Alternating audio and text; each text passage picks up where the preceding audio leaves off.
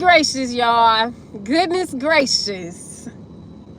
So look, okay, first and foremost, my name is Ananda Allen. For the people who may not know me yet, but for the ones who do, come back on here with another Mommy and Me God vlog video. So this is the thing, first and foremost, I just got to make this clear. I'm going to make two things clear before I get into this word. One is that this word ain't for me. This word ain't for me. And it's not a bad word at all. It's actually a good word. It's actually a good word, but it's just not for me. It'll be good for somebody though. Two, God literally pressed me to get on here to make this word. So that's the only reason why I'm here. Because like I said, it ain't even got nothing to do with me. And I don't want to give this word because I don't know, like, I'm just not in the place to where I don't know. I'm just content with where I'm at. You get what I'm saying? So that's the only reason why I don't want to get his word, because I'm content, like emotionally, spiritually, physically, financially, all that. I'm just content with where I'm at and where God got me. So, but this word is literally going to be good for somebody. It's going to help somebody. And that's what I do know. Now, the third thing that I'm going to point out really quickly for the people who may be new to this channel when y'all see this video is that where I get my numbers from is just God will show me a number like you know, numerous times or whatever, but majority of the time he will just tell me the number. You know what I'm saying? So sometimes I won't even see these numbers. It'll just be the numbers that God told me.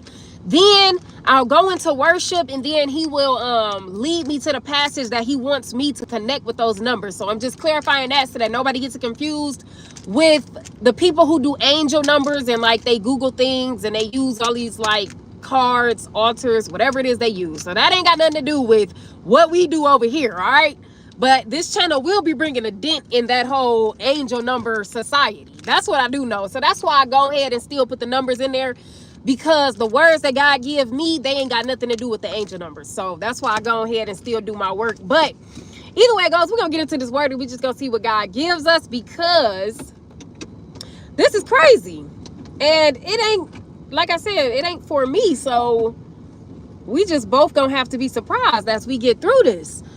So as y'all know, in my last video, I was reading from the book of Job, chapter 23, right? So then God told me to read the next chapter, because originally I'm not in the book of Job, but he told me to read the next chapter as well. And the one thing that he pointed out to me was how in chapter 23, God was speaking about how he pays attention to those who are walking in him, but are facing like different circumstances, hard circumstances, just facing hardships and trials, right? And how he was explaining in that last chapter that people will be facing these issues, but they don't want to take their problems to God because they fear that God will do what he wants to do.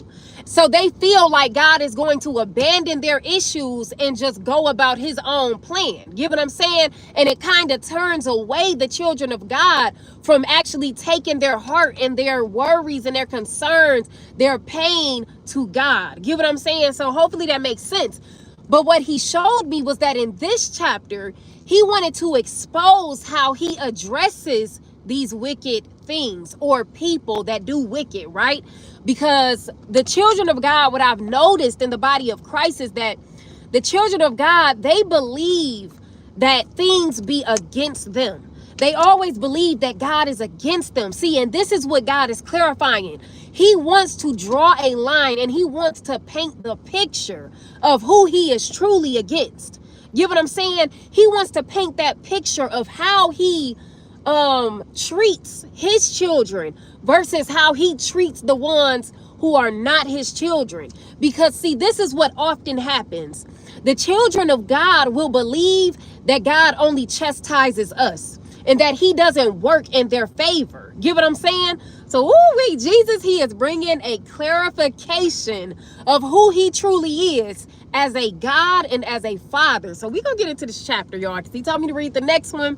So we're going to go into this next chapter, but I had to give that clarification because he told me to. The difference between the last chapter and this chapter that we're getting into. So now, starting at verse 1, book of Job, chapter 24. It says, why does the Almighty not reserve times for judgment? Why do those who know him never see his days?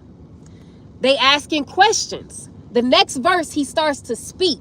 And he says, the wicked displace boundary markers. So what does that mean? That the wicked does not keep the things that set the boundaries in place. So therefore, it says the wicked displace boundary markers. They steal a flock and provide pasture for it. They drive away the donkeys owned by the fatherless and take the widow's ox as collateral. They push the needy off the road. The poor of the land are forced into hiding. Like wild donkeys in the wilderness, the poor go out to their task of foraging for food. The desert provides nourishment for their children. They gather their fodder in the field and glean the vineyards of the wicked. Without clothing, they spend the night naked, having no covering against the cold. So now what God is telling me to clarify right now is who is the they. Because notice I keep saying they do this. They spend the night naked, having no covering. Who is the they?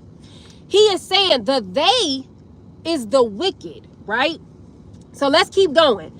These are the things that's happening to the wicked. And it says they spend the night naked, having no covering against the cold. Drenched by mountain rains, they huddle against the rocks, shelterless.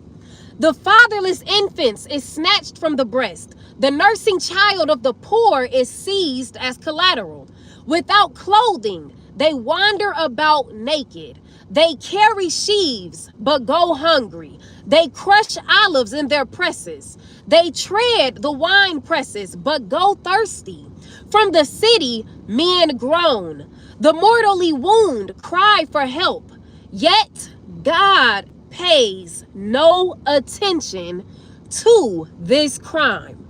Now, this is why God was having me expose what happens when the righteous men are facing trials and tribulation. Because y'all remember in my last video, God was expressing how Job was saying, because remember, we in the book of Job.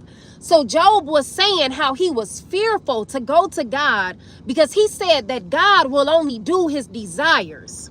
So he said that I have complaints and I want to fill my mouth with arguments to the Lord. And do you remember in that chapter, if you saw my last video, that God said that no, I will not persecute you for coming to me with your complaints, but yet I will pay attention to you.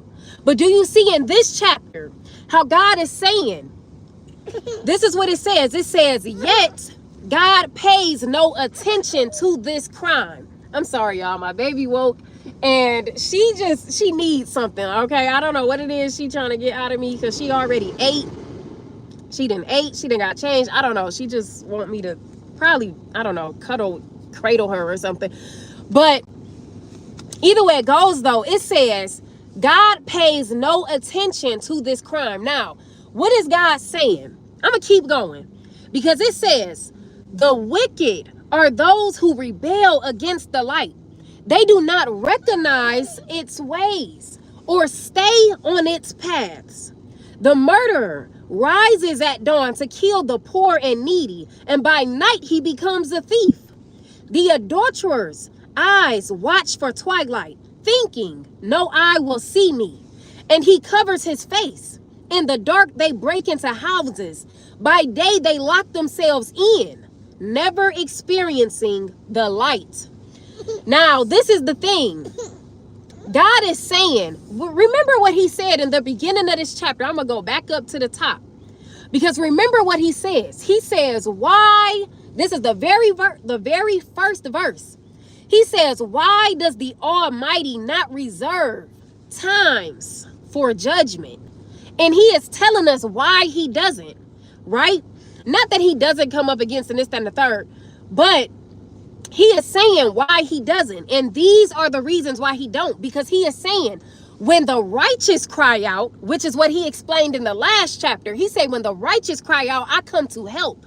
I hear what it is they're doing. I hear what it is they're going through. And I pay attention to them. But when the wicked faces trials, they are left to suffer the trial. Because you see what God say when he say, I pay no attention to these crimes. Woo-wee, Jesus, I'm sorry. But see, what I'm feeling in my spirit and in my heart is that it is a blessing when you know that God is actually caring for what it is you face. When he say, I am willing to get in the midst of your problem because you belong to me. You are important to me. You have turned away from sin for me. You love me and keep my command. So therefore, it is like, you have an almighty God with all power who is going to stand on your behalf, right? This is what God is just explaining from both chapters. So listen, I feel led to say this. Pay attention to who you are, because oftentimes we will believe that we are somebody that we're not. And see, I'm saying this because oftentimes the children of God will believe that they are the ones left for dead. They will believe that they are the ones who will not be looked after or protected or provided for. Ari, I don't know what it is you want or what you need. What's going on, bro? You want to say something? What's going on? You hot? You come? You coming down? You coming down now? We can get back to it? Yeah, because you don't even want nothing. Don't play with me, bro. You don't even want anything. All right, so where was I leaving off at? So either way it goes, yeah, a lot of children of God, we will believe that we are the ones that God has turned his back to. And he wants to clarify that it's not you that I'm turning my back to. See, we are going to face persecution. We are going to face hardship because we have to prove ourselves worthy and loyal and trustworthy. So it's not that we can't have hardship come against us, but he wants to clarify your mentality to never believe that he is allowing certain things to happen because he don't love you. Because at the end of the day, he is saying that, yeah, you may be facing. So now you're going to talk. Now you're going to talk through the video. But he is saying that, yes, you may be facing testing, but it is never that he's forsaking you. So it's never personal. It's never that you're abandoned. Absolutely not. He is saying that all things work out for the good for those who love me. So how is it that you can believe that you're going through all of this, but there'll be no breakthrough? Come on now, don't play. Don't play with God. Don't play with his character. Don't play with who he is. Don't play with his power. You might have to wait for a thing, but that don't mean that a thing not coming. Like, come on now. But either way it goes, though, I'm just saying that for whoever it is that may be believing that they've been left or abandoned, or that God has turned his back, or that he is against you because trials have come. Because come on now, that ain't true. But either way it goes, I know that it can feel that way. So I'm going to try to find the verse that I was at. But it says, I left off at the place where, oh, okay, here we go. It says, in the dark, they break into houses. By day, they lock themselves in, never experiencing the light. For the morning is like darkness to them. So listen, this is the thing. When God says the morning, stop, Snook. I can't talk over you and the AC. Goodness. So it says for the morning is like darkness to them. And this is the reason why. This is what God gave me. When he says that the wicked people find the morning like darkness, the thing is, the morning, the light is something that is not familiar to them. So therefore, it's almost as if God is saying they never experience what is good because they never experience God. So therefore, they live in a torment because God doesn't rescue them from the law of life, which is that your sin will come back up against you. Right? So when you live for the wicked and you rebel against God, and therefore the morning is like darkness, you never experience good. And see, this is why God is saying he doesn't have to reserve a time for judgment, because their ways will judge them regardless. So therefore, this is what God is saying. You can live in peace. You can live with joy. You know what I'm saying? You can live comfortably. It's okay that people have come up against you. It's okay that you feel or have noticed or realized that people may not have. Ari, take a nap.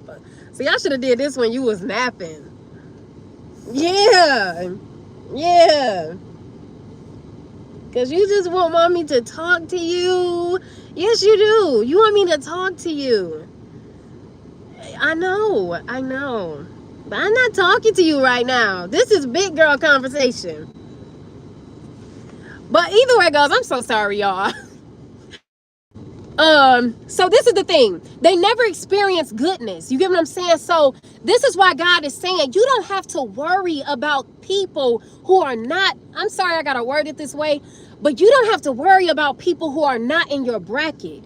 You may be a person, listen, you are a person who is walking in